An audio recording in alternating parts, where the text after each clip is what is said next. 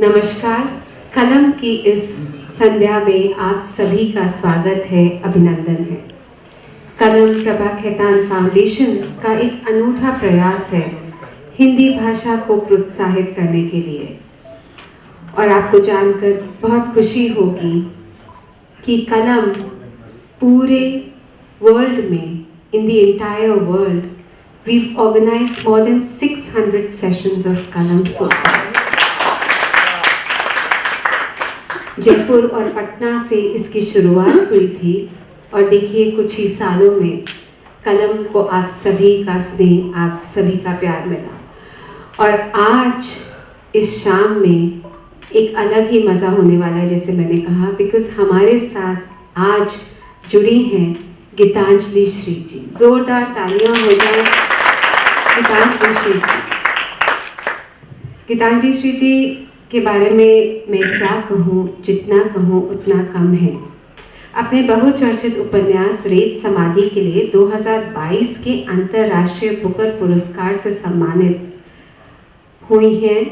और जब जब मुझे एक मौका मिला उनसे बात करने का, तो आप विश्वास नहीं करेंगे, अगली टेबल तक इनकी आवाज़ नहीं पहुँची है। इतना धीरे बोलती हैं, इतने प्यार से बोलती हैं कि ये जो इनकी आत्मीयता है और जो इनका प्यार है, वो उनकी पूरी सारी कॉन्वर्सेशंस में, अपनापन है वो कॉन्वर्सेशंस में झलकता है।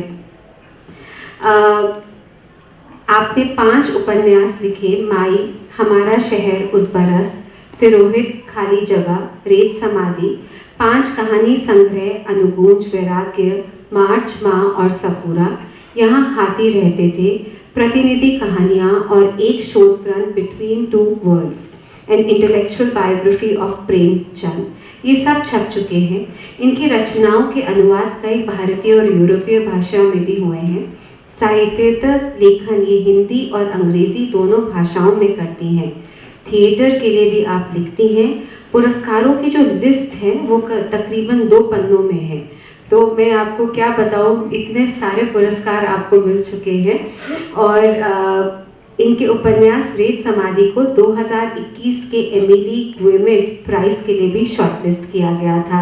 और जो मेरे को सबसे अच्छी बात लगती है, इनका जो सरनेम है वो इनकी माता जी का नाम है। तो विमेन एम्पावरमेंट की तो शुरुआत आपके नाम से ही है, तो मैं क्या कहूँ। बहुत बहुत स्वागत, बहुत बहुत अभिनंदन। और आपसे बातचीत करेंगी जयश्री पेरीवाल जी।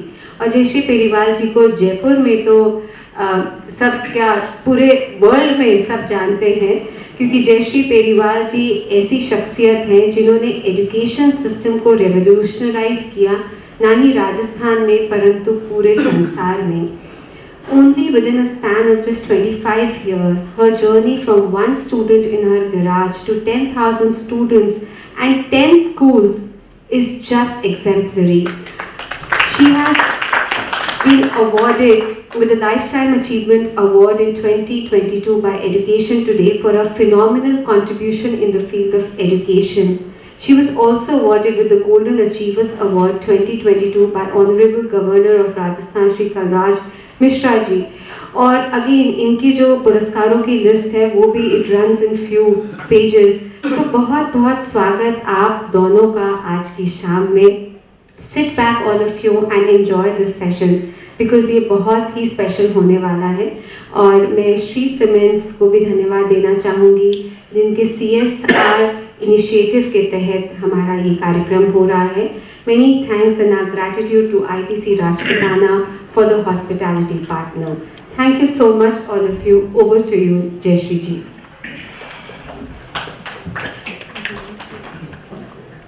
गीतांजलि श्री जी, आपका स्वागत. अपनी कहानियों के माध्यम से आपने सीमाओं को पार करके, रूढ़ियों को तोड़कर तथा एक नई पहचान की खोज के साथ भारतीय लेखन को विश्व मानचित्र पर रखा है. And that's what makes you so very special. आपकी रचना रेत समाधि में उत्तर भारतीय परिवेश में रहने वाली एक 80 साल की महिला नायिका है जो पति की मौत के बाद गहरे अवसाद में चली जाती है. She falls into depression and she doesn't want to get out of her house. और फिर अवसाद के अंधेरे दिनों को हराकर अपनी जीवन धारा में लौट आती है. यह मांगी गई आजादी उसे कैसे आती है? क्या ये उम्र के साथ आती है? क्या ये जिम्मेदारियों को छोड़ देने के बाद आती है? क्या ये बहन, पत्नी, माँ की भूमिका कम होने पर आती है? इस पर आप थोड़ा प्रकाश डालेंगे. ये ऐसे ही पकड़ना पड़ेगा. जी जी बिल्कुल, आप आराम से पकड़िए. आप सबको नमस्कार. सबसे पहले मैं कहना चाहती हूँ कि मेरे लिए ये बहुत ही बहुमूल्य पल है. मुझे ये मौका मिला प्रभा खेतान फाउंडेशन साहित्य के लिए जो कर रहा है वो सच में गज़ब है. और इतना उन्होंने आज की दुनिया में जहाँ इतनी गलत सलत चीज़ें हो रही हैं वहाँ पर किताबों और साहित्य को ये मान देना, उसको पूरे देश में इस तरह से फैलाना और शायद अब तो विदेश में भी उन्होंने काम करना शुरू कर दिया है. मुझे लगता है कि हम सब ज़रूर उनके प्रति इसके प्रति अनुग्रहित हैं. तो बहुत बहुत शुक्रिया. और एहसास वुमेन और कलम के साथ में पहले भी मुझे मौका मिला है तो मैं अपने को सौभाग्यशाली मानती हूँ. इस सुंदर वेन्यू में आ पाई, आप लोग यहाँ पर हैं, आपके साथ बातचीत का मौका मिल रहा है. उम्मीद करती हूँ कि ये शाम आप लोगों को ठीक ठाक लगेगी. बातें हम लोग ऐसी करेंगे कि आपको कुछ उसमें मिले. और हमारी कोशिश तो होगी ही कि कुछ इसमें निकले, बातचीत निकले. आपने शुरू में बहुत बड़ा सवाल पूछा है, बहुत अहम सवाल पूछा है जिसका जवाब आसान तो नहीं है. पर आपने इसके पहले ये भी कहा कि सीमाओं को तोड़ने की बात आपने करी. तो मेरे मन में आया, इसी वक्त आया कि देखिए सीमाओं से तो हम कहीं बच ही नहीं पाते हैं. अब यहीं पर आपने एक ये सीमा बना दी, इस पर हमें कर दिया और उस तरफ वो, और ये सीमा भी मुझे परेशान करती है. तो यहाँ पार करने वाली है ये भी सीमा. हाँ, मुझे लगता है कि ये ऊर्जा यहीं से आती है कि आपको जैसे ही सीमा का एहसास होता है आपको लगता है कि नहीं, इसको तो हमें किसी तरह से तोड़ना है. मैंने पीछे देखा कि अरे अच्छा इधर तो गिर पड़ूंगी, कैसे किया जाए, इधर कैसे आए. लेकिन एकदम से पहली चीज़ जो मेरे मन में आई वो यही आई कि ये सीमा, इस सीमा का अतिक्रमण कैसे किया जाए, कैसे इसको तोड़ा जाए. तो मुझे लगता है कि सीमा एक ऐसी चीज़ है जिसका रोज़मर्रा में भी और हमारे अवचेतन में, चेतन में, हमारे जीवन में, हमारे अतीत में जगह जगह से वो अपने को जमाती है. और हर समय हम पर ये एक चुनौती बनकर आती है कि हम सीमा पहचानें और सोचें कि लांघना है, पुल बनाना है, कैसे उसको बरतना है. अब आपने इसमें रेत समाधि की अम्मा की बात की कि वो कैसे ये कर गई, वो भूमिकाओं से हट गई, इसलिए उम्र ऐसी हो गई, हाँ, कि वो बहुत कुछ पीछे छोड़ पाई। इसलिए जिम्मेदारियों से मुकरने की बात आपने की, जिम्मेदारियों से हटने की बात, मुझे लगता है ये जिम्मेदारियों से मुकरने की बात नहीं है। और इस तरह का बाइनरी में बनाना भी नहीं चाहूँगी कि सीमा लांघने का मतलब हो जिम्मेदारी से अलग हो जाना। मुझे लगता है कि वो सीमा लांघना कोई गैर जिम्मेदारी वाली बात नहीं है, बहुत बहुत अहम बात है। हाँ। और बहुत सुलझी बात है, और उसको भी किसी सूझबूझ के तहत ही आप तय करते हैं। वो सीमा क्यों लांघनी है, ये नहीं है कि बस अब सीमा है तो बस लांघ जाए, एनार्किक सिचुएशन नहीं है। तो अब ये हम लोग अपने शायद हमेशा ही इस सवाल से जूझते हैं कि कुछ सीमा हम पहचानते हैं, कुछ सीमाएं हम पहचानते हैं, कुछ सीमाएं हम नहीं पहचानते हैं, और हम हमेशा कोशिश करते हैं उसको कैसे नेगोशिएट करें, कैसे नेविगेट करें। औरत का जहाँ तक सवाल है, ये बात अक्सर सही होती है कि एक उम्र के साथ उसको एक तरह की भीतरी आज़ादी ऐसी मिल पाती है कि शायद वो बहुत सी उन चीज़ों के बारे में सोच पाती है जो पहले व्यस्त होकर परिवार में और परिवार की ज़रूरतों के बीच वो उस तरह से उनको तवज्जो नहीं दे पाई हो। तो उम्र का रोल हो सकता है। और भूमिकाओं से हम भूमिका भी तो हमको एक सीमा में ही बांधती है। तो हम अगर भूमिका की सीमा को पहचान लें, उससे या तो पुल बना पाएँ कि भूमिका के बाहर भी हम निकले। मैं भूमिका में रहने में कोई बुराई तो नहीं है, भाई मैं पत्नी हूँ और उसी भूमिका में नहीं अगर रह गई, उस भूमिका से बाहर भी जाने की काबिलियत और रास्ता मेरे में हो, तो फिर भूमिका अपने में कोई बुरी चीज़ तो नहीं है। बिल्कुल। तो ये एक चीज़ जब उस भूमिका जब इतनी कोई रिजिड चीज़ ना रहे, तो वो भी आपको सीमा तोड़ने में मदद करती है, आज़ादी मिलती है। हाँ, बिल्कुल मिलती है। तो अब ये इस किताब में ये अब हर किरदार आप दूसरे अलग अलग ढंग से करेगा। कृष्णा सोबती के मित्रों मरजानी, वो तो एक जवान औरत थी, जवान स्त्री थी, और उसकी तो अभी ज़िंदगी में बहुत कुछ नहीं हुआ था, और वो भी सीमाओं का उल्लंघन करने की तरफ प्रेरित हुई। और इसमें ये किरदार 80 साल ये किरदार बहुत ही दिलचस्प है। अगर ये किताब नहीं पढ़ी है तो प्लीज़ पढ़ लें, मतलब आप उसको छोड़ नहीं पाएंगे।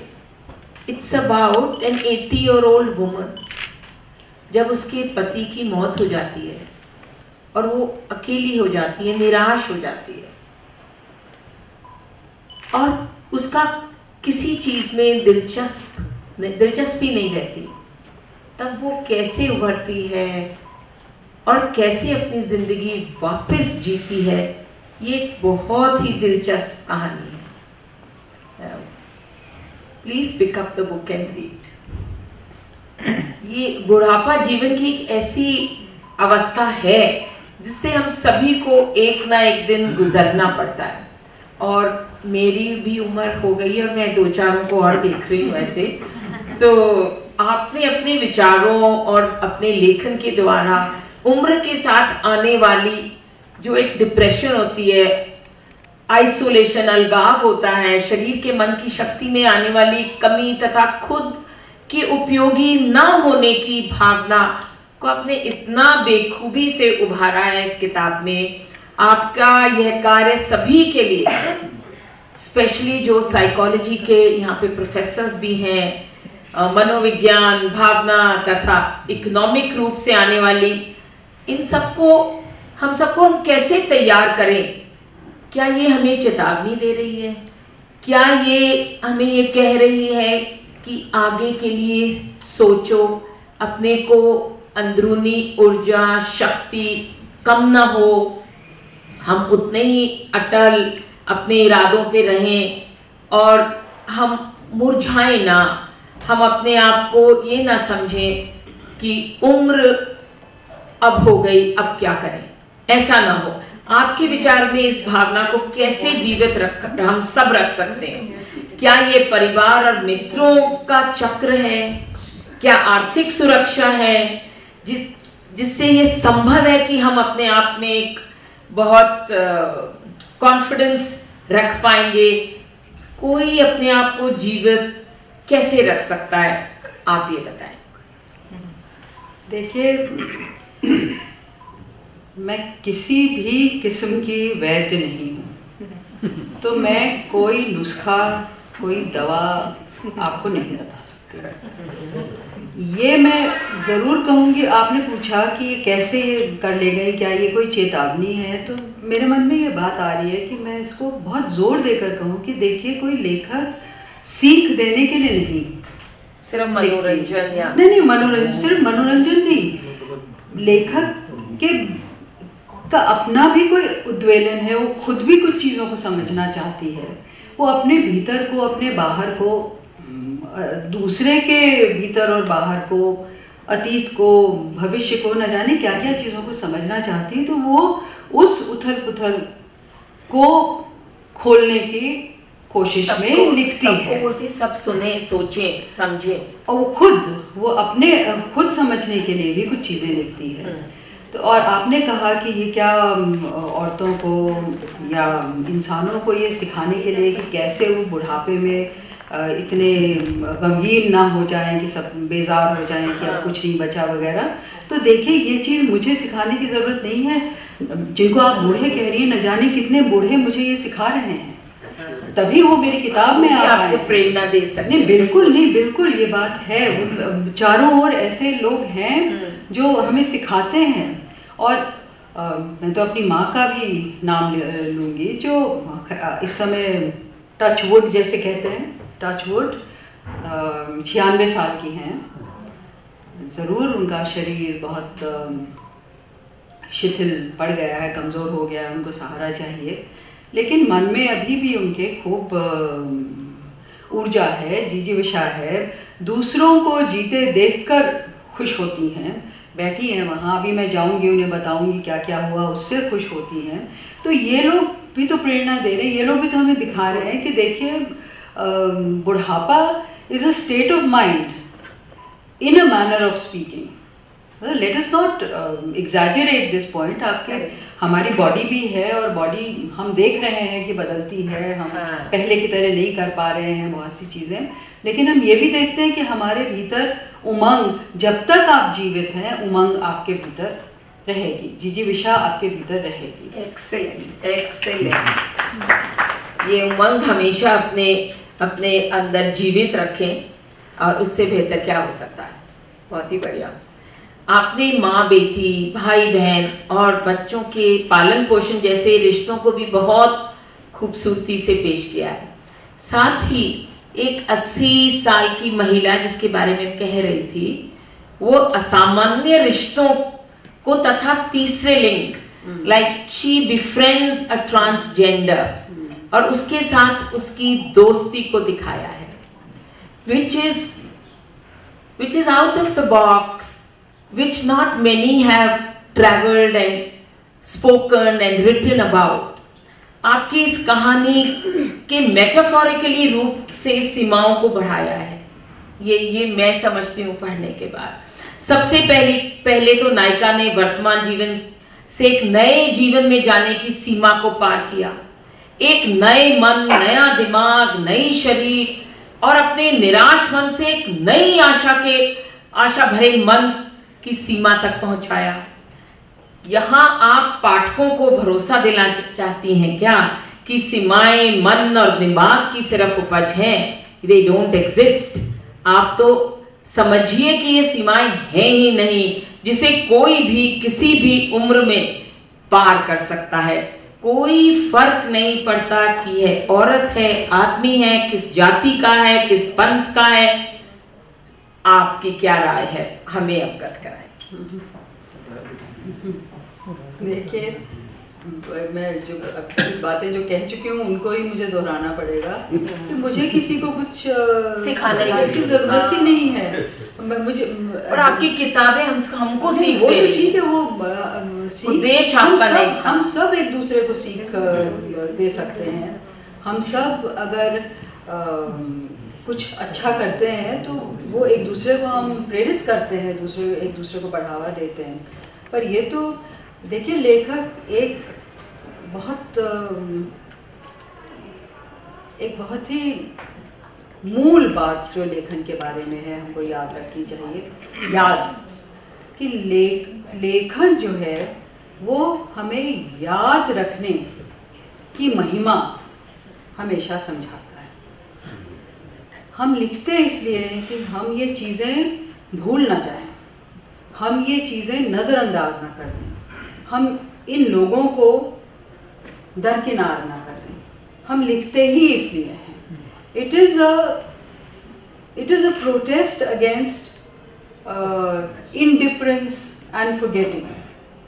तो बहुत ही सहज तरह से जो लोग और जो बातें हम कभी कभी देखकर भी अनदेखा करते हैं, सुनकर भी अनसुना करते हैं, और या जिन चीज़ों को हम इतने आदी हो गए हैं देखने के कि अब हम देख ही नहीं रहे हैं, वो चीज़ें अपने आप आती हैं लेखन में। तो रोज़ी का आना, ट्रांसजेंडर का आना बहुत ही सहज है। आपने बात करी कि आउट ऑफ द बॉक्स। अरे जीवन is full of out of the box. Nobody lives in the box. We are always living out of the box all round. आपको कोई ऐसा कुछ नहीं। हम लोग समझते हैं कि extraordinary is out there and ordinary is out here. Extraordinary is here in the ordinary.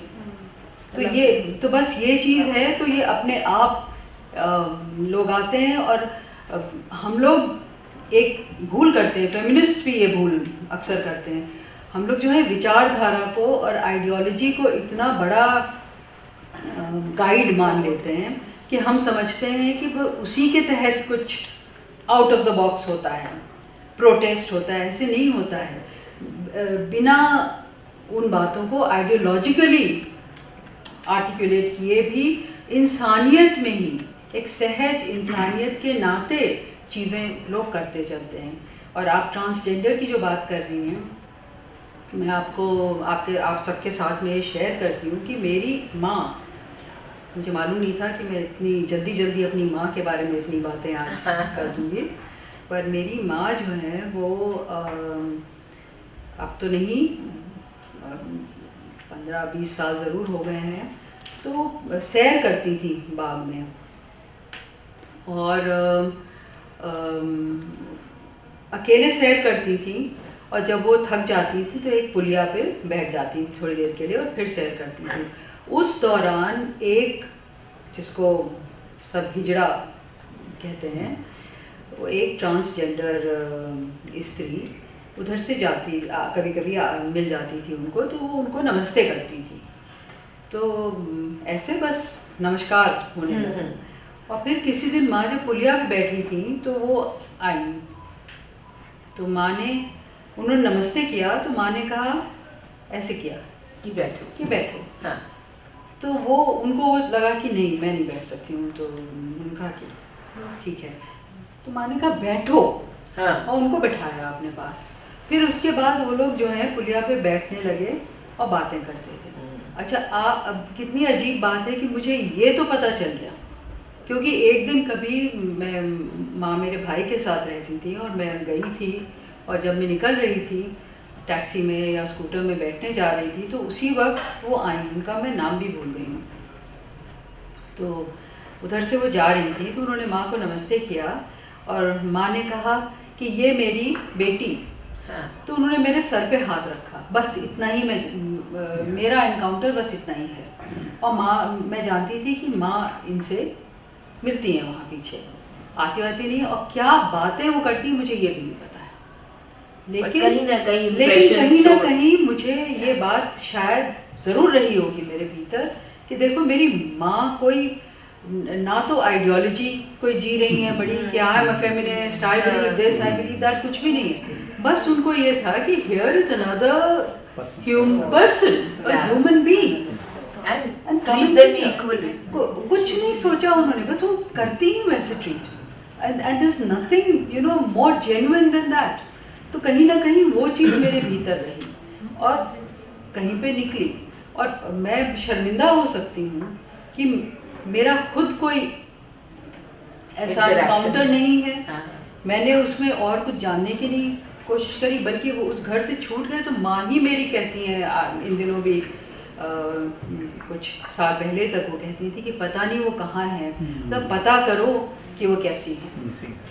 So my mother, I mean look at me, I am the modern woman, I am supposedly the great feminist. मुझे इन सब चीज़ों की कुछ नहीं पड़ी। माँ अपने इतने नेचुरल तरह से उन्होंने एक रिश्ता बना लिया था।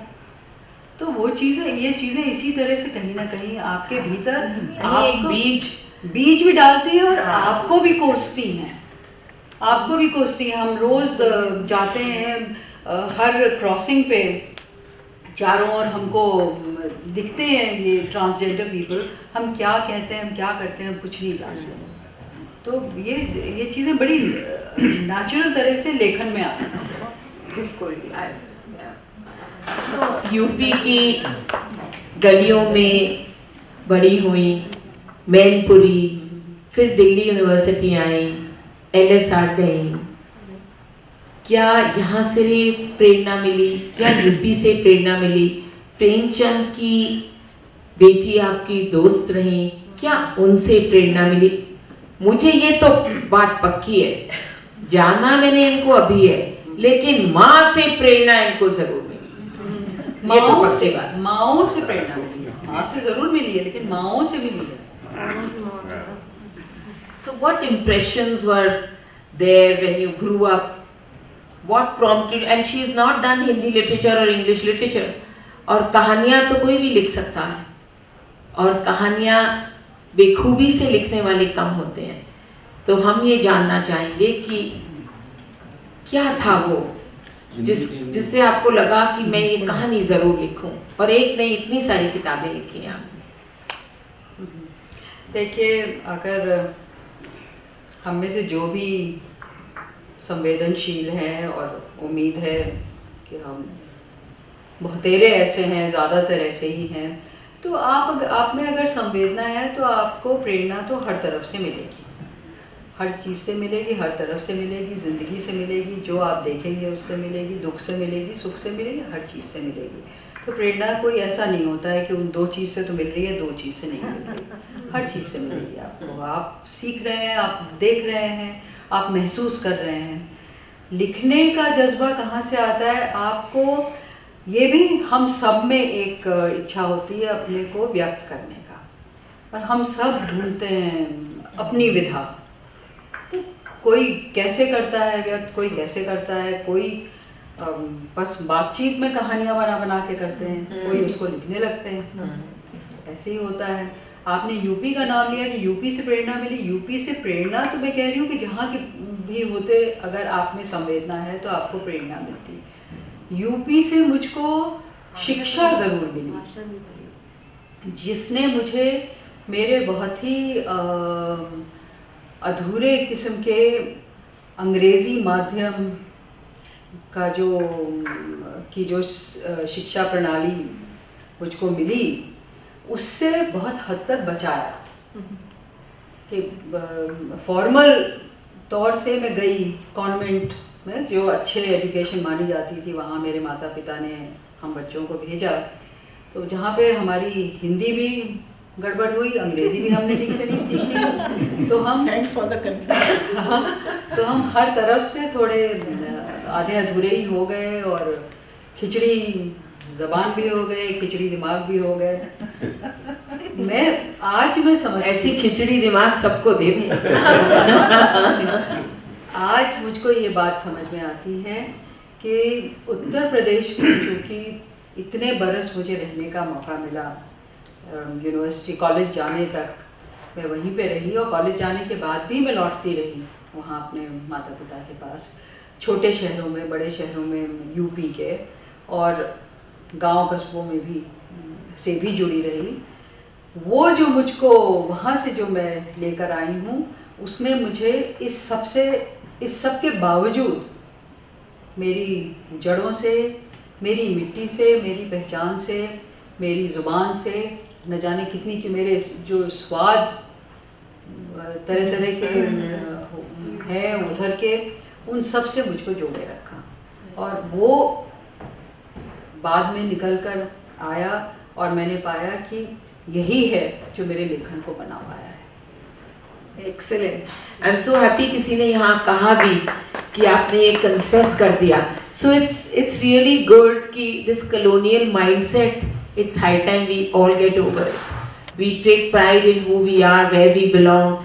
English is a great language, all languages are great, but Hindi is a language that we should all cherish. हम जितना ज़्यादा अपनी मातृभाषा को तवज्जो देंगे, उतना ही हमारे लिए एज बीइंग भारतीय it will be better for all of us. पर मेरे को ये एक बड़ा दिलचस्प क्वेश्चन है कि क्या आपको लगता है कि हमारे देश और विदेश में अंग्रेजी लेखन के लिए पहले पूर्ण धारणा बना लेते हैं? Are we still biased towards English writing? क्या ऐसी उच्च कथा क्षमता रखने वाली पुस्तक को विश्व पटल पर आने के लिए अनुवाद, ट्रांसलेशन की आवश्यकता थी? क्या आपको लगता है कि हिंदी और दक्षिण एशियाई साहित्य नए पाठकों तक पहुंचने में अभी भी असमर्थ हैं? क्या आपको भरोसा है कि अंग्रेजी को महत्व दिए बिना आपके द्वारा जीते इंटरनेशनल बुक पुरस्कार ने हिंदी लेखकों के लिए एक नया रास्ता खोला है और एक नई उम्मीद जगाई है? बिल्कुल। अंग्रेजी को हम इतना हम क्यों कोसते हैं, जब हमने अंग्रेजी को इतना महत्व दिया है और उसकी ये जगह बनाई है। हम सब इसमें शामिल हैं, सिर्फ हिंदुस्तान में ही नहीं, दुनिया का एक इतिहास का ये एक पल रहा है कि अंग्रेजी की ये हेजेमोनिक स्थिति हो गई है। अंग्रेजी बहुत शक्तिशाली भाषा इस समय है। किसी ने जिक्र किया था कि मेरी किताब को शॉर्टलिस्ट पे, किसी ने नहीं, अपरा ने जिक्र किया था कि एक शॉर्टलिस्ट पे एमिल गीमे करके एक फ्रेंच प्रेस्टिजियस फ्रेंच अवार्ड है, उस पे भी आया। उसका नाम किसी को नहीं मालूम है, किसी को मालूम ही नहीं है। फ्रेंच में अनुवाद पहले आया अंग्रेजी से, किसी को नहीं मालूम है। बहुत अच्छा अनुवाद आया, because French doesn't have the same place that English has in the world at the moment. तो इसमें अब अंग्रेजी को हम क्यों इतना कोसते रहते हैं? हम सब ने ये किया है। और आप जो कह रही है कि क्या अंग्रेजी के बिना आप दुनिया भर में पहुंचती, नहीं, बिल्कुल नहीं पहुंचती, क्योंकि अंग्रेजी है जो इतने विशाल पैमाने पे फैली हुई है। तो अंग्रेजी के बिना इस जगह तो नहीं पहुंचती, लेकिन अंग्रेजी के बिना भी अगर ये किताब अच्छी है तो अच्छी ही रहती। अगर ये किताब को अच्छे पाठक मिल सकते हैं तो उस सीमित दायरे में होते, लेकिन अच्छे पाठक इसको मिलते। सीमा तो है ही नहीं। सीमा तो आपकी किताब हर आपकी किताब तो ये सीमाएं तोड़ती, ये तो निश्चित रूप है, because it's a beautiful story. और कोई भी पढ़ेगा उसको इतनी दिलचस्प लगेगी कि वो पॉपुलर होगी।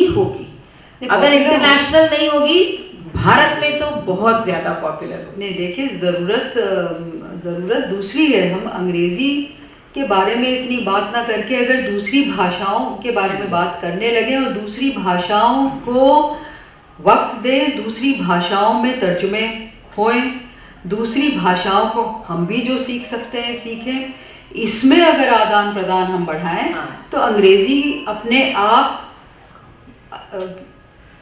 बुरे लफ्ज निकल रहे हैं, बुरे मायने उसका मत लगाइएगा, अपनी औकात में आ जाएगा। लेकिन अगर हम और भाषाएं यूं ही दबी सीमित सिमटी रहेंगी तो जाहिर है अंग्रेज़ी जहाँ फैल पाई है वो फैली रहेगी उसी तरह।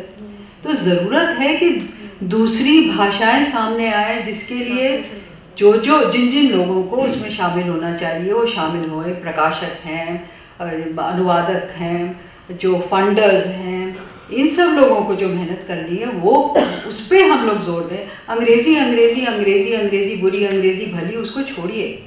अंग्रेज़ी एक इतिहास रहा है, अंग्रेज़ी मुकाम पे पहुंची है, अच्छी बात है। दूसरी भाषाएं वो क्यों पीछे रह रही हैं? आगे आए, करें। हम हिंदुस्तान में हम एक दूसरे की भाषा के प्रति कुछ नहीं करते, ना सीखने की कोशिश करते हैं, ना उस अनुवाद में बहुत ज़्यादा इंटरेस्टेड हैं। मार्केट जो बाज़ार है वो इस तरह से बन गया है कि किताब अगर अंग्रेज़ी में आएगी तो उम्मीद है कि कुछ मिल जाएगा, और अगर वो तमिल में आएगी तो भाई बहुत ही कम मिलेगा। तो हमको इतना इंटरेस्ट ही नहीं है कि वो तमिल में आए, हम सबके सब रुके हुए हैं कि वो अंग्रेज़ी में आए। हमें तमिलनाडु के किसी लेखक को पढ़ना है तो अंग्रेज़ी में पढ़ेंगे उसको अगर मेरी किताब के बारे में पता चला है तो उसको अंग्रेज़ी तर्जुमा पढ़ना पड़ेगा। But this is the situation which has to change. This is And the reality. I cannot alone tell you कि क्या क्या चीज़ें करें. It is अब नंद जी यहाँ बैठे हैं, नंद जी बताएंगे। इस तरह के अथॉरिटीज़ बता सकते हैं किन लोगों को इसमें शामिल होना है, किन संस्थाओं को, किन फोर्सेस को और एक शामिल होकर ये काम करना है। बिल्कुल। बहुत लोग कहते हैं कि जब बुक को हम ट्रांसलेट करते हैं तो उसके जो नुएंसेस हैं वो कहीं ना कहीं उतने गहरे नहीं रहते जितने जिस भाषा में लिखे गए थे। क्या आपको ऐसा कभी लगा कि जब आपने अपनी बुक को ट्रांसलेट किया तो उसका एसेंस उतना ही गहरा था जितना आपने अपनी हिंदी भाषा में लिखा, एंड देन ट्रांसलेशन में कोई अंतर आया? तो इसका मैं बहुत ही गोल जवाब दूंगी।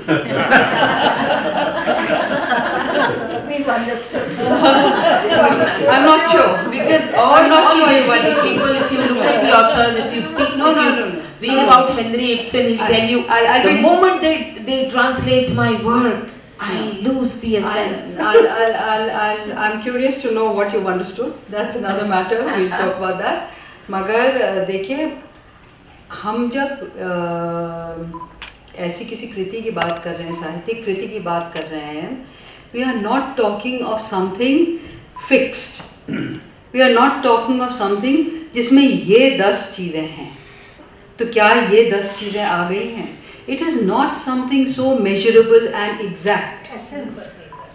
तो ये तो आप पहले हर रीडिंग में आप ट्रांसलेशन की बात कर रही हैं, हर रीडिंग में एक नया मतलब निकलेगा। The book will be read a little like this, a little like that, a little more, a little less. You are dealing, a live entity is being dealt with by a live entity. So it is a very fluid movement all the time. Conversation, आप translation is a conversation. Conversation में मैंने क्या कहा वो किस तरह से convey हो रहा है, फिर आपने क्या कहा उसको मैं किस तरह से समझ रही हूँ, फिर उस पर मैं जैसे रिस्पॉन्ड कर रही हूँ, इसमें ही चीज़ें थोड़ी थोड़ी इधर उधर होती रहती हैं, which can still be such a rich exercise. तो एसेंस ज़रूर आप चाहते हैं कि कैरी ओवर करें, लेकिन उसमें एग्जैक्ट उसको मेजर कर लेना।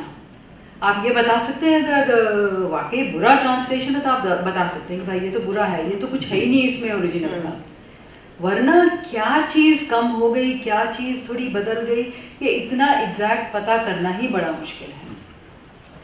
दूसरी बात जो आपने, मैं आधा सुन रही थी, आधा आपकी बात आपसे मैं बात करने लगी, और आपने कहा somebody said, oh my book is destroyed, the essence of my book is gone. Up Ibsen, no, there are some authors who feel that the exact essence has somewhere been diluted. I'm not getting the same feeling with how I wrote. देखिए, अगर translation क्या होता है?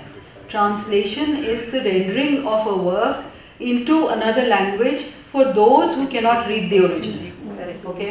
तो हमने Tolstoy पढ़ा है, क्या हमने वाकई टॉल्स्टॉय पढ़ा है? पता नहीं, हमने तो अंग्रेजी में टॉल्स्टॉय पढ़ा है, Russian हिंदी में टॉल्स्टॉय पढ़ा है. Who is going to compare this Russian and the English to see कि किसमें नहीं, आपको मालूम नहीं है अंग्रेजी पढ़ के कि रशियन में क्या बात है, भाई नहीं पता चलेगा. I am grateful for the English, क्योंकि कम से कम मैं टॉल्स्टॉय से रूबरू तो हो पाई. वो ना होते तो मैं तो जान ही ना पाती. और अगर मुझे रशियन आती है तो मैं अंग्रेजी तर्जुमा क्यों पढ़ूंगी, मैं तो सिर्फ रूसी पढ़ूंगी. तो जिनको हिंदी आती है, अगर उन्हें इस किताब में दिलचस्पी है, वो हिंदी पढ़ेंगे. अगर आपके कोई एकेडमिक एक्सरसाइज है तो आप भले ही पढ़िए देखने को कि देखें किसमें ज़्यादा खेल है, किसमें ज़्यादा मज़ा है वगैरह. और इसमें इतने फैक्टर्स हैं. I just meant that it's such a live situation. इतने फैक्टर्स हैं. बहुत से लोगों ने मुझसे कहा कि अंग्रेज़ी में ज़्यादा मज़ा क्यों आ रहा है, अंग्रेज़ी ज़्यादा एक्सेसिबल क्यों है. Is it because the English translation is better, or is it because of our relationship with the English language? Is better. Yeah. Not better, because our relationship with the English language is somehow easier. It's more, we are familiar with that much more. हम अंग्रेजी इतना हमारे छा गई है कि उसमें हम जो खेल भाषा के हैं उसमें हमको खूब मज़ा आ रहा है. हिंदी में हमको वो लेबर्ड लग रहा है, क्योंकि हम हिंदी उस तरह से पढ़ते नहीं है, वहाँ उतना ज़्यादा हम उसको बोलते भी नहीं. हिंदी को हमने अक्सर एक यूटिलिटेरियन भाषा बना दी है. हाँ, कि भाई सब्जी खरीदना है उसके लिए हिंदी आनी चाहिए. फिल्मों में ज़रूर हम थोड़ा मज़ा लेते हैं हिंदी का, गानों में, फिल्मों में वो ले रहे हैं वहाँ. हाँ, तो कॉन्वर्सेशनल उसको हमने कर लिया है. और तरह तरह से उसके जो नुआंसेस हैं, हम हिंदी में जो लोग एंजॉय करते हैं उनको हिंदी मज़ा आएगा.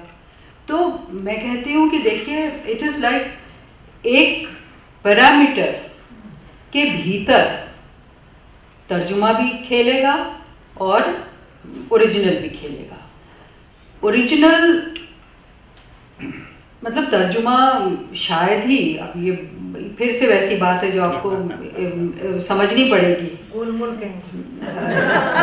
होने के गोलमोल ही होगी, लेकिन फिर भी आप समझिएगा in the sense in which I am saying it कि तर्जुमा इज अ तर्जुमा है ना.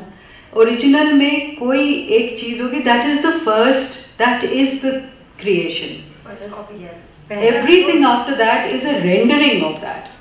लेकिन अगर वो डेड रेंडरिंग है, रिजिड रेंडरिंग है, तो उसका कोई फायदा ही नहीं. उस रेंडरिंग को उनको किसी न किसी तरह से उसमें जान डालनी होगी. प्राण प्रतिष्ठा अगर वो नहीं उसमें कर पाए, then it's a bad translation. वो कर पाए without losing the spirit and philosophy and cadence of the original, then it's a good translation. बस यही हो सकता है. पर एग्जैक्ट क्या होता है कि ये एग्जैक्ट इसका कोई मतलब नहीं होता है ट्रांसलेशन में. और मैं यही बस बोलूँगी. और डेजी के केस में मैं ये कहूँगी कि देखिए, काफ़ी टेढ़ी किताब है, आपने देखा है, उसको आसान नहीं है ट्रांसलेट करना. उसने जब शुरू किया था तो एक ख़ास तरह से वो कर रही थी, लेकिन धीरे धीरे धीरे धीरे she started enjoying it so much कि उसने अंग्रेज़ी में भी उसी तरह से खूब मोहब्बत से भाषा के खेल, उसके जो डिटेल्स हैं उसको लेकर मुँह पे टिकना, वो जिस तरह से उसने किया है, इस वजह से वो किताब बहुत ही जिंदा दिल हो गई, एकदम फड़क उठी और लोगों को मज़ा आया. This is the biggest test. Yes, yes. The problem will be अगर कोई बता दे कि नहीं ये तो ओरिजिनल है ही नहीं, ये तो कोई और किताब है. अभी तक ये मेरे ख्याल में कोई नहीं कहेगा, कोई नहीं कह सकता है कि it is not the original. It is रेत समाधि इन इंग्लिश ट्रांसलेशन. आप खुशी हैं because to get acknowledgement from the world and a Booker Prize winner, it shows that the translation must have been almost true to its nature. Otherwise you're questioning those readers. Yeah. You're questioning the Booker, you're questioning all those readers कि आप कि कुछ बुरा था या कुछ rigid सा था और आपको मज़ा आ रहा है. So I think that itself is giving us some evidence of the worth of the translation. और बस असल बात यही है कि we are dealing with something very live all the time. I can see the audience all excited to ask so many questions. Yes, Purushottam ji. Ma'am, I heard you during literature festival. I went to the bookstore to buy either Red Ki Samadhi or Tomb of Sand. And I started reading both versions together. It took me a real good time to decide which is better. And now I get an insight, perhaps I was more comfortable with English and I was enjoying English better than Hindi. And still I bought the Hindi one because I wanted to get the real taste of the author. So that's a comment on this discussion. It's also a comment on what your relationship with the two languages. Yeah, absolutely. Yes, Alka ji. So, I have two questions and observation, or rather, I query rather. Ma'am, like we were talking about the translation from Hindi to English. I feel that you have command on both the languages. Why writer himself or herself is not doing both? Why we should, depending on, because then maybe you can express your, whatever you written in the original book, first copy की copy अच्छी हो सकती है. ये बात एक तो ये थी, और दूसरा मैम जब बाउंड्रीज की बात अपने फर्स्ट आपके क्वेश्चन में की थी, क्या बाउंड्रीज सिर्फ लेडीज के लिए, महिलाओं के लिए ही होती हैं, जिसके लिए कहते हैं वो तोड़ती हैं और निकलती हैं, और होती हैं आपको पता है, और क्यों? आपके विचार इस पे. Thank you. आपका पहला सवाल भी बोल रहे शायद, क्या था? आपकी क्यों नहीं देखिए, translation is a different exercise and creative writing is a different exercise. आप creative writing out of nothing कर रहे हैं. It is not nothing. It is something which is there in your intuition, in your unarticulated storehouse. तो आप वहाँ से चीज़ें निकाल रहे हैं, आप अपने इमेजिनेशन में वो चीज़ें, इमेजिनेशन के साथ वो इंटरैक्ट करके कुछ बन रही हैं. तो it's a completely different exercise. It's like having, मान लीजिए clay, your ingredient is clay. आपके पास सिर्फ क्ले है अभी, और आप उससे अभी आकार बना रहे हैं, आप उससे कुछ रिकग्नाइजेबल बना रहे हैं, कुछ खिलवाड़ कर रहे हैं, कुछ एब्स्ट्रैक्ट कर रहे हैं कि पिक्टोरियल कर रहे हैं. वो सब आप करते करते करते करते आप पूरा कुछ बनाते हैं. So it's a completely different process.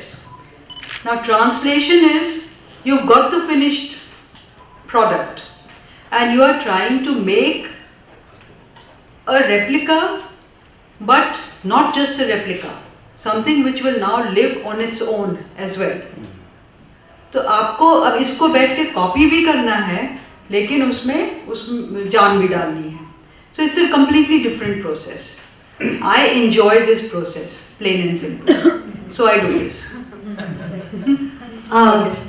Tanjali ji, I bought your book when you were nominated. Yeah. Okay, that time the prize didn't come. And मेरा जो मुख्य प्रश्न ये था कि पहले तो इस जो यहाँ लोग बैठे इनमें से पूछना चाहूँगी कि कितनों ने हिंदी में पढ़ा, और आपकी तो मैं तारीफ करती हूँ पुरुषोत्तम जी जो दोनों साथ पढ़ रहे थे, और कितनों ने अंग्रेजी में पढ़ा, क्योंकि मैं भी आपकी जैसे द्विभाषी हूँ, अंग्रेजी और हिंदी दोनों में लिखती हूँ. और जब मैंने इसको हिंदी में पढ़ना शुरू किया, मैं तो मूल में पढ़ना चाहती थी, क्योंकि वो आपकी आत्मा की अभिव्यक्ति है, वो पहला स्वर है आपका. तो मैंने जब पढ़ना शुरू किया, आपने स्वयं स्वीकारा कि बहुत मुश्किल, डिफ़िकल्ट बुक, पढ़ना बहुत मुश्किल है, और समझना से भी ज़्यादा मुश्किल, पीठ दीवार में घुसती चली गई, है ना, जब क्या दीवार की सीमा पार कर जाएगी जहाँ आप लिखती हैं. तो मेरा ये प्रश्न है कि आपको ये नहीं लगा कि हिंदी में ज़्यादा पुस्तक बिकी क्या अंग्रेज़ी में बिकी, और यदि अंग्रेज़ी जिन्होंने की उनके पास ये एक ज़्यादा बड़ा सोचे कि अस्त्र था कि भाषा उनकी अपनी थी, वहाँ की भाषा थी, तो शायद अपन अंग्रेज़ी में लिखते तो वहाँ तक ना पहुँच पाती. ये बात शायद सही नहीं है, क्योंकि यहाँ पे लोग लिख रहे हैं अंग्रेजी में जो होना चाहिए, और भाषा के बारे में भी हमको ये याद रखने की ज़रूरत है कि भाषा भी कोई एक फिक्स चीज़ नहीं है कि इसी तरह इस्तेमाल करना है, कि अंग्रेज़ी इसी तरह लिखनी है। तो जितने अच्छे क्रिएटिव राइटर्स हैं from ex-colonial countries, you know, they have turned English on its head and they are writing in English in the completely new ways. African writers who are writing in English and some very good Indian writers and Pakistani writers who are writing in English, they are not writing the British English, you know. They have turned English on its head. It's a new language. तो वो बात नहीं है कि वहाँ पर यहाँ मैं इंग्लिश में लिखती तो वहाँ नहीं पहुँचती। I mean, there's so many writers यहाँ पर जो ऐसी अंग्रेजी लिख रहे हैं जो पहुँच रही है।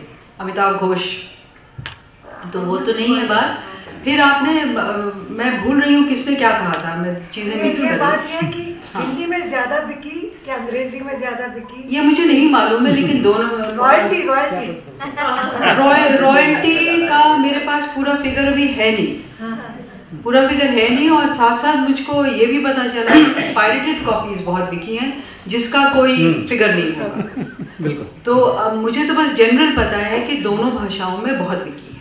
नहीं, और अच्छा? पढ़ने में जिसको कि हिंदी से बहुत प्यार हो और हिंदी के जो आपके मुहावरे हैं, जो यूपी के मुहावरे जिसमें आते हैं, वो मुझे लगता है कि वो इस भाषा में एक उसकी आत्मा है। वो पता नहीं अंग्रेजी में कैसे पकड़ी होगी, जैसे हाँ ये बहुत मुश्किल है। इसका अनुवाद बहुत आसान नहीं है। हाँ। नहीं तो वो उसमें आत्मा तो डालनी पड़ेगी ना। नहीं पढ़ूंगी, वो भी पढ़ूंगी। हाँ। नहीं, और दूसरी चीज देखिए आप, एक हिंदी अंग्रेजी क्या आपने बात करी थी, मैं भूल गई। अब ये आपने कहा कि दोनों भाषाओं में आप उनकी तारीफ कर रही हैं कि उन्होंने दोनों भाषाओं में पढ़ा। देखिए सोचिए, इस पर गौर करिए कि हमारे मध्य वर्गीय जो पाठक हैं हिंदी जानते हैं, हिंदी नहीं पढ़ते हैं। बुकर प्राइज मिला इस किताब को, इसीलिए मैंने नंद जी आपसे कहा कि मेरे लिए बहुत मायने रखता है कि जब किताब आई थी और उसको कुछ नहीं मिला था, जिन लोगों ने तब पढ़ा, इसको सराहा, इसको सीरियसली लिया, मेरे लिए वो लोग एक अलग मायने रखते हैं। बुकर के बाद लोगों को बहुत दिलचस्पी हुई कि क्या किताब है। तो ये जो हमारा पूरा मध्य वर्ग है जो हिंदी जानता है लेकिन अंग्रेजी पढ़ता है, उन्होंने जतन करके किताब हिंदी में पढ़ी। और मेरे पास न जाने कितने आए हैं जिन्होंने कहा कि हमने 25 साल में 30 साल में एक पहली हमारी किताब है जो हमने हिंदी में पढ़ी है। तो अब ये उनको सोचना चाहिए अपने बारे में। ये नहीं कह रही हूँ कोई शर्मिंदा हुए, लेकिन हमको सोचना चाहिए हमारे समाज में क्या चीज़ हुई है, क्या हो रहा है, हम अपनी भाषा से किस तरह से कटे हुए हैं। और इन लोगों के लिए बहुत सहल है अंग्रेजी पढ़ना, एफर्ट है हिंदी पढ़ना, लेकिन उन्होंने खास जतन करके पढ़ा और अक्सर लोगों को बहुत मज़ा भी आया। मुश्किल पर पता नहीं सवाल पूछा गया है या नहीं, पर मैं बोल दे रही हूँ क्योंकि मुश्किल बार बार आया है और ये भी बताया गया मुझे कि मैंने भी कहा मुश्किल है। यार बहुत अच्छा साहित्य, बहुत है नमूने। रेत समाधि पहली नहीं है जो मुश्किल होता है। मुश्किल कौन सी मुश्किल, कोई नेगेटिव पॉइंट नहीं है, है ना? नहीं, तो the way it is pointed out so many times कि नहीं मुश्किल है, डिमांडिंग है। अरे so many writers in the world and in India, हमारे तो महाभारत और रामायण भी मुश्किल हैं। हम लोग सब पढ़ते रहते हैं, उसमें से कुछ हम समझते हैं, कुछ नहीं समझते हैं, कुछ बच्चों की तरह, हाँ, कुछ बच्चों के हिस्से हम उसमें से ले लेते हैं, कुछ फिलॉसफी वाले छोड़ देते हैं, तरह तरह से हम उसको करते हैं। And world writers, you know, they are so difficult but they are great writers.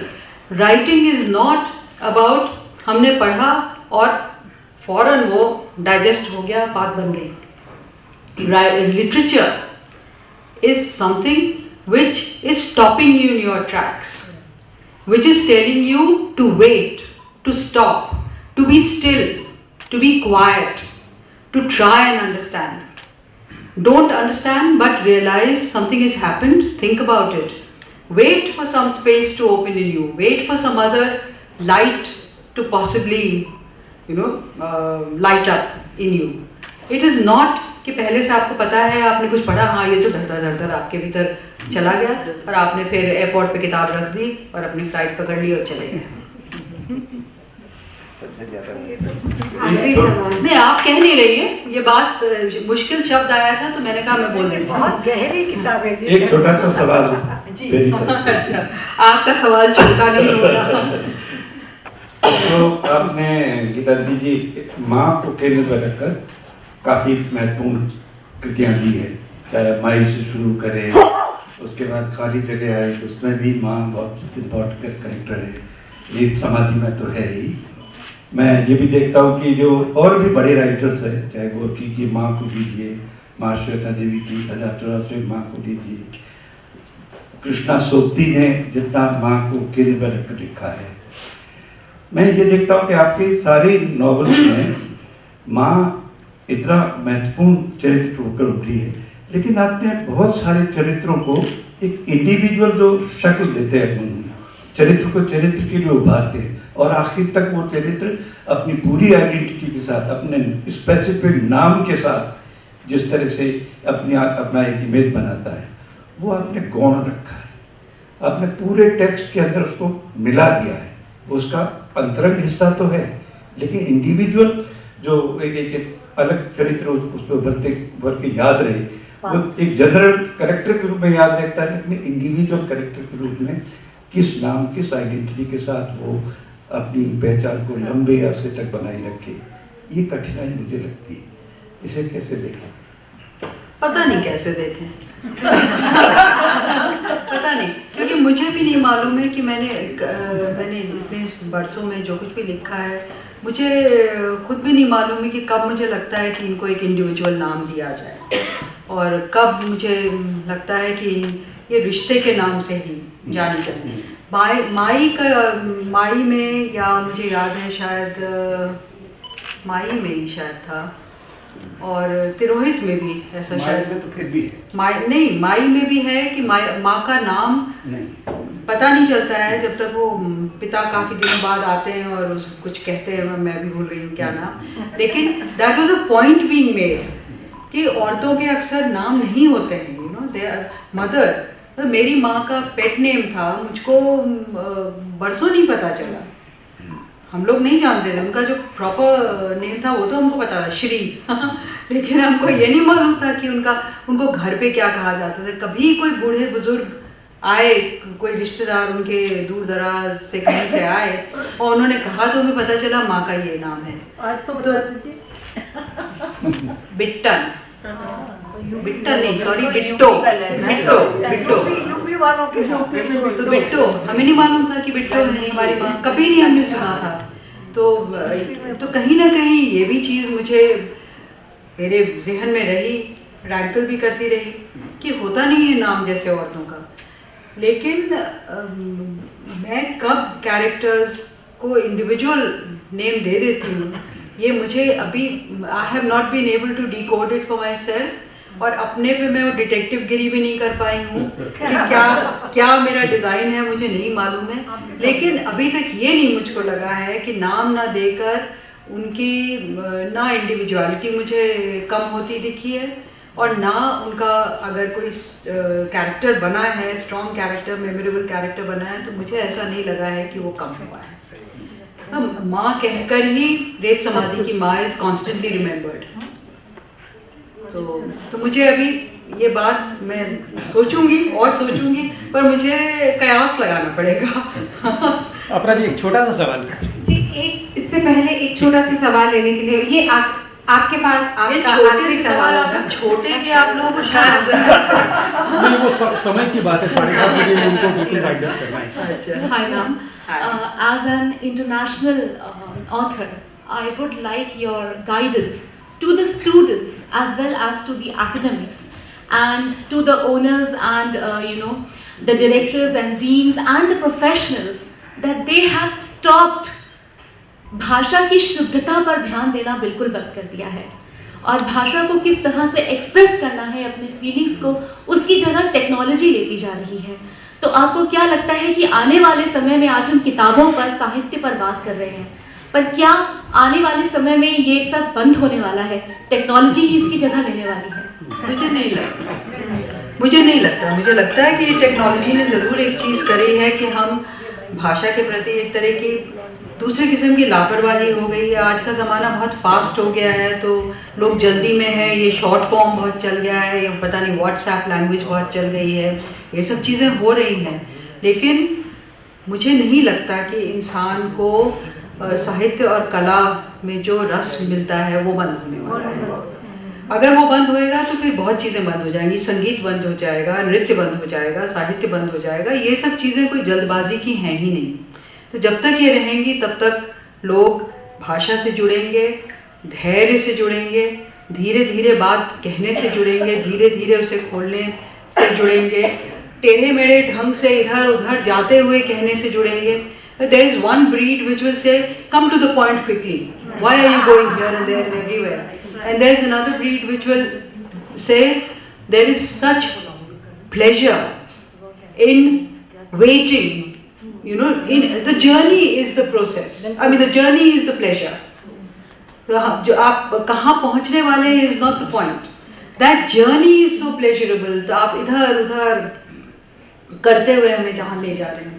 And जब तक इसके प्रति हम लोग के अंदर एक है संवेदना और आनंद, things are safe. Quick question. Gitanjali ji, मेरा सवाल अनुवाद की प्रक्रिया से जुड़ा हुआ है, बल्कि सवाल क्या मेरी जिज्ञासा है जी। हम लोग जब एक भाषा से दूसरी भाषा में अनुवाद करते हैं तो वास्तव में एक शब्द की जगह दूसरा शब्द रख देने तक ही बात सीमित नहीं होती है, उसके पीछे पूरी उस जातीय परंपरा की बात भी होती है। तो अब अगर कोई भारतीय भाषा से अनुवाद कर रहा है और वो भारतीय जीवन पद्धति से परिचित है तो शायद उसके लिए अनुवाद अपेक्षाकृत आसान होता है। लेकिन डेजी रॉकवेल जब आपकी किताब का अनुवाद करती हैं तो मुझे लगता है कि उनके लिए ये काम इतना आसान तो नहीं रहा होगा। आपकी हर अभिव्यक्ति के पीछे जो पूरी परंपरा है उसको वो नहीं जानती होंगी। तो क्या ऐसा काम करने में उन्हें आपकी मदद लेनी पड़ी? आपने कितनी मदद की उनकी और उनको किस तरह की उलझने आई? अगर एक दो उदाहरण देकर बताएं तो मुझे बहुत अच्छा लगेगा। बिल्कुल आती है सर, अनुवाद में तो आती है। देखिए, ये बिल्कुल सही है, आपने कहा कि अनुवाद कोई सिर्फ एक शब्द लेके उसका मतलब तो यहाँ पे रखना है नहीं। आपको उस परंपरा से जुड़ना पड़ेगा, उस पूरे उस समाज, उसके इतिहास, उसकी फिलॉसफी, हर कल्चर, उससे आपको जुड़ना पड़ेगा। असल में मेरे देखिए अभी तक बहुत ज़्यादा मेरे अनुवाद नहीं हुए हैं। फ्रेंच में कुछ हुए हैं, जर्मन में कुछ हुए हैं और अंग्रेज़ी में कुछ हुए हैं। तो जिन अनुवादकों ने ये किए हैं काम, वो हिंदुस्तान से उनको बेहद प्यार और वो बराबर हिंदुस्तान आते रहे, कम से कम उत्तर भारत, और बहुत उसमें डूबे रमे हैं यहाँ की ज़िंदगी में। अब क्या इसका क्या मतलब होता है कि वो हिंदुस्तानी की तरह डूबे हैं कि किसी और की तरह डूबे हैं? तो हर कोई अपने तरह से, लेकिन खूब गहरे उसमें उतरे हैं। चाहे वो मेरी फ्रेंच अनुवादिका है, चाहे डेजी रॉकवेल है। तो डेजी रॉकवेल इसके बहुत पहले से काम करती रही हैं, हिंदी और उर्दू साहित्य दोनों पर हिंदुस्तान आती रही हैं। और मेरे उनके साथ फिर बहुत लंबे लंबे वार्तालाप हुए। हाँ, मिली नहीं, हम लोग मिले नहीं थे। मिले हम सिर्फ बुकर सेरेमनी के 3-4 दिन पहले लंदन में। उनको भी बुलाया, मुझे भी बुलाया, तब हमारी मुलाकात हुई। लेकिन हम लोग बहुत लंबे लंबे हमारे ईमेल एक्सचेंज होते थे, और जिस तरह के वो सवाल पूछती थी, जिस तरह की उनकी जिज्ञासाएं थी, उससे मुझको भी अंदाज़ होता था कि ये कितनी गहरी इस चीज़ में पगी हैं, इस पूरे विषय में पगी हैं, हिंदुस्तान को लेकर कितनी सजग हैं। उन्होंने A.K. रामानुजन के साथ उनकी स्टूडेंट भी रही हैं। तो ऑन द होल बहुत ही बढ़िया वो एक्सचेंज रहा। बहुत बहुत धन्यवाद। और जैसे कि मैंने आपको कार्यक्रम की शुरुआत में ही कहा था कि 1 घंटा किस तरीके से निकलेगा पता ही नहीं चलेगा। और मैं माफ़ी चाहूँगी, बहुत सारे सवाल थे, बट समय की सीमा तो हमें माननी ही पड़ती है। मैं धन्यवाद देना चाहूँगी गीतांजलि श्री जी का। बहुत बहुत धन्यवाद गीतांजलि जी कि आप यहाँ पर आए, आपने समय निकाला और हम सबको इतनी अच्छी और इतनी महत्वपूर्ण बातें बताई, किताब के बारे में, जीवन के बारे में, ट्रांसलेशन के बारे में। बहुत धन्यवाद देना चाहूँगी जयश्री पेरीवाल जी का कि आपने इतने इंटरेस्टिंग सवाल किए कि ये 1 घंटा कैसे निकला पता ही नहीं चला। जोरदार तालियां हो जाए आप दोनों के लिए। प्रभा खेतान फाउंडेशन का छोटा सा इनिशिएटिव, छोटा तो नहीं कहूँगी बट एक अनूठा इनिशिएटिव कलम हिंदी भाषा को प्रोत्साहित करने के लिए, और वी केयर के एसोसिएशन में आज ये कार्यक्रम हो रहा है। आईटीसी राजपुताना इसके हॉस्पिटैलिटी पार्टनर है और श्री सीमेंट्स के CSR इनिशिएटिव के तहत हुआ है। मैं आमंत्रित करना चाहूँगी जनरल मैनेजर श्री दीपेंद्र राणा जी का कि वो आगे आए और हमारी तरफ से मोमेंटो दे गीतांजलि जी को। प्रभा खेतान फाउंडेशन की एसोसिएट हैं जयश्री जी और इन्होंने समय निकाला और बहुत बहुत धन्यवाद।